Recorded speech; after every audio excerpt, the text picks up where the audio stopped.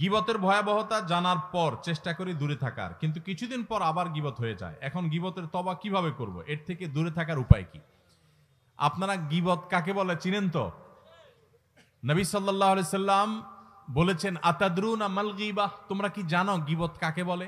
সাহাবীরা বলেছেন নবী সাল্লাল্লাহু আলাইহি সাল্লামকে, আল্লাহ এবং তার রাসূল ভালো জানেন। নবী সাল্লাল্লাহু আলাইহি সাল্লাম গীবতের সংজ্ঞা দিচ্ছেন, গীবত হলো যিকরুকা আখাকা মা ইয়াকরাহুহু, তুমি কারোর পিছনে যদি এমন কিছু বলো যেটা তার সামনে বলে সে মনে কষ্ট পাবে, এর নাম গীবত। এখন একটা মানুষের সামনে বললে সে মনে কষ্ট পাবে, এটা তার পেছনে বলতেছেন, লোকটা এখানে নাই, তার অগোচরে আরেকজনের কাছে বলতেছেন, এটার নামে কি গীবত।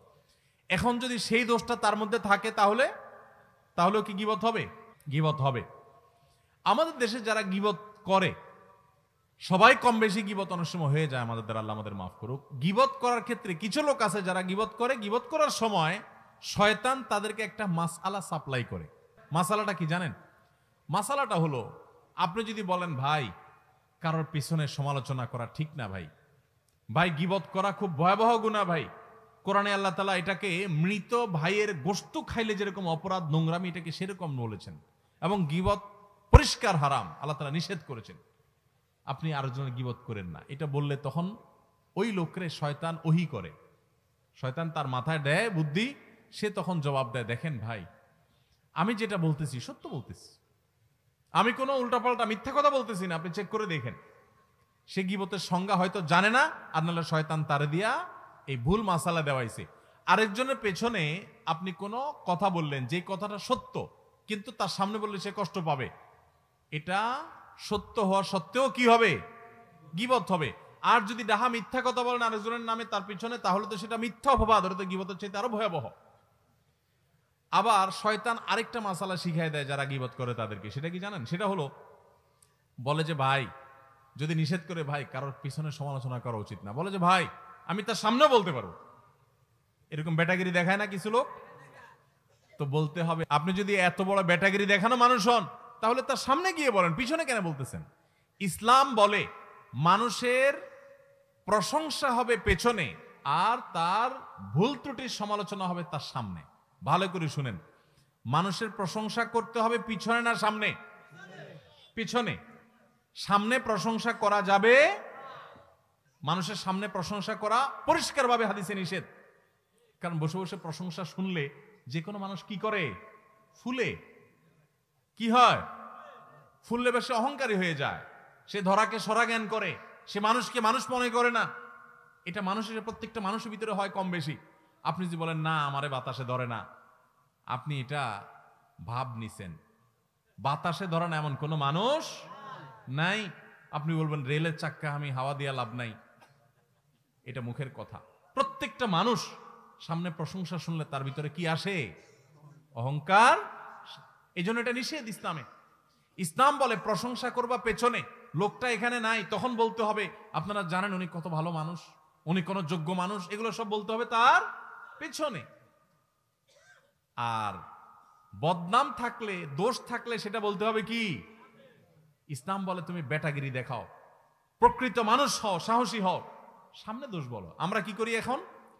সামনে আসে শুধু পাম পটে দি, ভাই আপনার মতো মানুষ নাই ভাই, জানেন না ভাই আপনার জন্য দিলটা যে কেমন করে ভাই।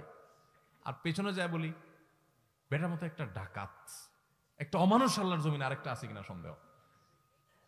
ঠিক না ভাই? ঠিক। আমরা পিছনে যায় বদনাম করি, আর সামনে আইসা পাম দেই। এর কারণে ক্ষতি কি হয় জানেন? আমাকে একজন কয়দিন আগে প্রশ্ন করছে, ভাই গীবত কি ইসলামে এত কঠিন শক্তভাবে নিষেধ করছে কেন? একটা মানুষের গীবত করছে, কারণ মারা নাই তো, এমন কোনো ক্ষতি করে নাই, তাহলে ইসলামে এত কঠিন ভাবে যে মৃত মানুষের গোশত খাওয়ার চাইতে জঘন্য অপরাধ বলেছে বা গোশত খাওয়ার মতো বলেছে, এটা কিভাবে হয়? তো আমি বললাম দেখেন, একটা সমাজ স্থিতিশীল থাকুক, সুন্দর থাকুক, সুখী থাকুক, ইসলাম সেটা চায়। যখন মানুষের সামনে প্রশংসা করবেন তখন লোকটা অহংকারী হবে। অহংকারী লোক দ্বারা কি মানুষ শান্তিতে থাকে না অশান্তিতে থাকে? এই জন্য ইসলাম বলে সামনে প্রশংসা করে কাউকে অহংকারী বানায়ও না, লোকটার ক্ষতি করিও না। লোকটাকে অহংকারী বানালে সে অহংকারের কারণে আরেকজনকে ছোট মনে করবে, সমাজে অশান্তি হবে। লোকটার প্রশংসা যদি তার পেছনে করো তাহলে লাভ হবে কি? এলাকার সব মানুষ, উনি এখানে নাই, আমরা সবাই বলতেছি জানেন উনি কত ভালো মানুষ, আপনারা অনেকে জানেন না উনি তাহাজ্জুদের নামাজ পড়ে, উনি মিথ্যা বলেন না, উনি অনেক লোভ লালসা ছেড়ে দেন, উনি আল্লাহকে অনেক ভয় করেন, উনি সততার উপরে চলেন, উনি অনেক লোভ থাকা সত্ত্বেও অন্যায়ের কাছে মাথা নত করেন না। এই কথাগুলো যখন আমরা ওনার অগোচরে বলবো, উনি এখানে নাই, তখন আপনারা সবাই চিন্তা করবেন তাহলে আমার এলাকার অমুক লোকটা সে এত ভালো, তাহলে তার প্রতি আপনার সুধারণা তৈরি হবে, তার প্রতি আপনার ভালোবাসা তৈরি হবে, সামাজিক সম্প্রীতি তৈরি হবে কি হবে না? এই জন্য ইসলাম বলে প্রশংসা করবা পেছনে, আর সামনে সমালোচনা করবা। সামনে সমালোচনা করতে আবার ইসলাম বলে এমন ভাবে সমালোচনা করবা না যে সে তোমার নাকশা উল্টে দেয়। এখন আজকে আমার থেকে মাসালা শুনে গিয়া কালকে যায় শুরু করেন, সামনে গিয়া ভাই আপনার চরিত্রটা ভালো না ভাই, এরপর যে একটা বক্সিং খেয়ে আসে আমার কোয়েন হুজুর আপনার মাসালা শুনে মায়ের খেয়ে আসে। আপনারা এইভাবে উল্টা পাল্টা সমালোচনা করতে বলে না ইসলাম। সুন্দর করে বিনয়ের সাথে সামনে পারলে বুঝবেন ভাই আপনি যে মনে কিছু না করেন ভাই একটা কথা বলতে পারি, কারোর সামনে না, সেটাও মানে ওনার সামনে শুধু, আর কেউ না, লোকের সামনে লজ্জা দেওয়া যাবে না। কি হয়েছে ভাই? ভাই আপনি মনে কিছু করেন না, আপনার এই কথাটা ভাল লাগে না, আপনি বিভিন্ন সময় বলেন, আমার কথা ভুল হলে মাফ করে দিয়েন ভাই, আপনি একা একা চিন্তা করে দেখেন। এভাবে যদি আপনি একটা মানুষকে বলেন, সে কি রাগ করার কথা? হয়তো মুখটা একটু কালো হয়ে যাবে, কিন্তু সে আপনার উপরে চড়াও অন্তত মায়ের অন্তত খাবেন না। এরপরে অগোচরে যায় সে চিন্তা করবে ঠিকই, উপর দিয়া মুখ যতই কালো হোক চিন্তা করবে লোকটা বলছে আসলেই আমার সমস্যা আছে কিনা। তাহলে এই লোকটার সামনে আপনি তার দোষের কথা বলার কারণে তার দোষটা দূর হবে, আত্মসমালোচনা করবে, সমাজ সুন্দর হবে, খারাপের পরিমাণ সমাজ থেকে দূর হবে। ঠিক না বে ঠিক?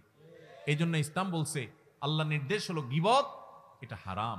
আল্লাহ তাআলা আমাদেরকে গীবত থেকে বেঁচে থাকার তৌফিক দান করুন। এখন প্রশ্ন হলো এই গীবত থেকে, এটা থেকে বেঁচে থাকার জন্য আমি কি করব, বা আগে গীবত করে ফেলেছি সেগুলো কি করব? কোন মানুষের গীবত করে ফেললে আল্লাহর কাছে তার জন্য মাপ চাইবেন। আমি ওনার গীবত করে ফেলছি এক্সাম্পল স্বরূপ, তাহলে আমি বলবো ওনার কথা, আল্লাহ আপনি ওনাকে মাফ করে দেন, ওনার ভুল ত্রুটি ক্ষমা করে দেন, ওনার রুটি রুজিতে বরকত দান করেন, ওনার জন্য বেশি বেশি দোয়া করবেন। এটা গীবতের কাফফারা ইনশাআল্লাহ। আরেকটা হলো গীবত হয়ে গেছে, তওবা তো করবেন, লজ্জিত আল্লাহর কাছে মাপ চাইবেন। গীবত হয়ে গেছে, এই লোকটার যাদের সামনে বদনামি করছেন তাদের সামনে আবার যাইয়া পারলে তার সুনাম যেটা তার মধ্যে আছে, মিছামিছি না, সেটা আবার বলবেন যে ভাই লোকটার কিন্তু একটা ভালো গুণ আছে, ওই দিন তো আমি একটা খারাপ কথা বলছি তার তার কিন্তু ভালো কিছু জিনিস আছে, লোকটা কিন্তু এই দিকটা ভালো, সে কিন্তু ভাই কখনো কারোর সাথে রাগারাগি করে না, গালাগালি করে না, সে কিন্তু ভাই নামাজ ছাড়ে না, সে ভাই কারোর হক কিন্তু মারে না। তাহলে এটা কিছুটা হলেও তার ক্ষতিপূরণ হবে।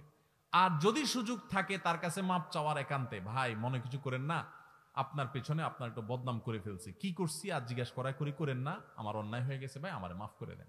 যদি মাপ চাওয়ার সুযোগ থাকে চাইয়েন। আবার এটাও যাত্রার কাছে চাইয়েন না, যাত্রার কাছে চাইতে যাবেন কলারটা ধরে আগে টান দিয়ে বলবে কি বলছো আগে সেটা কো, বদনামি করে মাপ চাইতে এসেছ চান তো আমার কি বদনামি করছো সেটা কো। এবার তখন চিন্তা করবেন ছেড়ে দে, আমার কেন্দ্রে বাসি, মাপ চাওয়ার দরকার নেই, আমার ছেড়ে দে। তো এই জন্য এটা বুঝতে হয় যে কোন ব্যক্তি এটা বললে মাইন্ড করবে না, রাগ করবে না, তাকে বলবে না। আর যদি বললে উল্টা রাগ করবে মনে হয়, তাহলে তারা বলার দরকার নেই, আল্লাহর কাছে ইস্তেগফার করবেন এবং অন্য কাফারাগুলো আদায় করবেন। আল্লাহ আমাদের সবাইকে গীবতের গুনাহ থেকে বেঁচে থাকার তৌফিক দান করুন। গীবত থেকে বাঁচার জন্য কি করতে হয় জানেন? পরিবেশ থেকে বাঁচতে হয়। আমি যখন মাদ্রাসায় পড়ি, অনেক ছোট ছিলাম, দাড়ি গজায় নাই তখনও, চট্টগ্রামে হাটাজারি মাদ্রাসায় পড়ি। আমার মনে আছে আমার এক ছাত্র ভাই ছিলেন, কুমিল্লা বাড়ি, নাম আব্দুল কাইয়ুম, জানি না কোথায় আছে কি করে, কোনো যোগাযোগ নাই, কিন্তু আমার খুব কাছের ছাত্র ভাই ছিলেন, একই ক্লাসে আমরা পড়তাম। তো আমার সেই ক্লাসমেটটা খুব মোত্তাকি পরহেজগার ছিল, অনেক বেশি মোত্তাকি পরহেজগার। এ আল্লাহর বান্দা, আমার এখনো মনে আছে যে ছাত্রদের মধ্যে দু চারজন একসাথ হইলে আরেকটা ছাত্রের ব্যাপারে অনেক সময় সমালোচনা হয়, গীবত হয়। কারণ গীবতটা তো শয়তান এখন আমাদের কাছে ঘি ভাত করে দিছে। গীবত এখন কি হয়ে গেছে? ঘি ভাত। ঘি ভাত, গরম ভাত আর ঘি যেরকম টেস্ট হয় না, গীবত করতে ওইরকম টেস্ট লাগে। গীবত না করলে আমাদের ভালোই লাগে না, মজলিস জমেই না। মানে কয়েকজন দুইজন আছেন, তাহলে 3 নম্বরটা নিয়ে খোঁজাখুঁজি না করলে আমাদের ভালো। শয়তান এরকম করে ফেলছেন আমাদের কাছে। তো আমাদের মধ্যে কখনো কোনো বন্ধুকে নিয়ে, কোনো ক্লাসমেটকে নিয়ে, কোনো টিচারকে নিয়ে, কোনো স্টাফকে নিয়ে বা কাউকে নিয়ে যদি সমালোচনা হতো, আমি প্রায় সময় দেখতাম যে আমার সেই ছাত্র ভাই, আমার সেই ক্লাসমেট ভাই আব্দুল কাইয়ুম ভাই, উনি ওই মজলিসে স্টেট প্রতিবাদ করতেন। বন্ধু বান্ধব বলতেন দেখেন আপনারা মানুষের পেছনে সমালোচনা বন্ধ করেন, না হলে আমি উঠে যাব। বন্ধ যদি করতো তো ভালো, না করলে সে কানে হাত দিয়ে উঠে চলে যেত এবং প্রায় দিন এই কাজটা করত। তখন আমার মধ্যে এক ধরনের প্রেরণা জাগ্রত হতো যে মাশাআল্লাহ হারাম থেকে বাঁচার জন্য কত চেষ্টা। তো যে ভাই প্রশ্ন করেছেন এবং যারা অনেকে, গীবত করা যেরকম গুনাহ, গীবত শোনাটাও গুনাহ। এজন্য যে মজলিসে থাকবেন গীবত শুরু হলে সেখান থেকে সরে যাবেন, পারলে সেখানে গীবত বন্ধ করবেন, আর না হলে নিজে সরে যাবেন, শুনবেন না। ভাইরে, আমল নামা বরবাদ হয়ে যাচ্ছে। কিয়ামতের ময়দানে যখন দেখবেন হাজার হাজার গীবতের মামলার আসামি, একটা গীবতের বিচার হওয়া ছাড়া পাও নাড়াতে পারবেন না ভাই। সেদিন আফসোস করবেন, আল্লাহর কসম, একটা গীবতের গুনাহ আমল নামা থেকে মুছতে পারবেন না। কিন্তু দুনিয়াতে এখনো সুযোগ আছে। আসুন আমরা প্রতিজ্ঞা করি, আমরা সমাজটাকে সুন্দর করি। আমরা কোনো মানুষের পেছনে সমালোচনা করব না, সমালোচনা শুনবো না। আল্লাহ আমাদের সবাইকে তৌফিক দান করুন।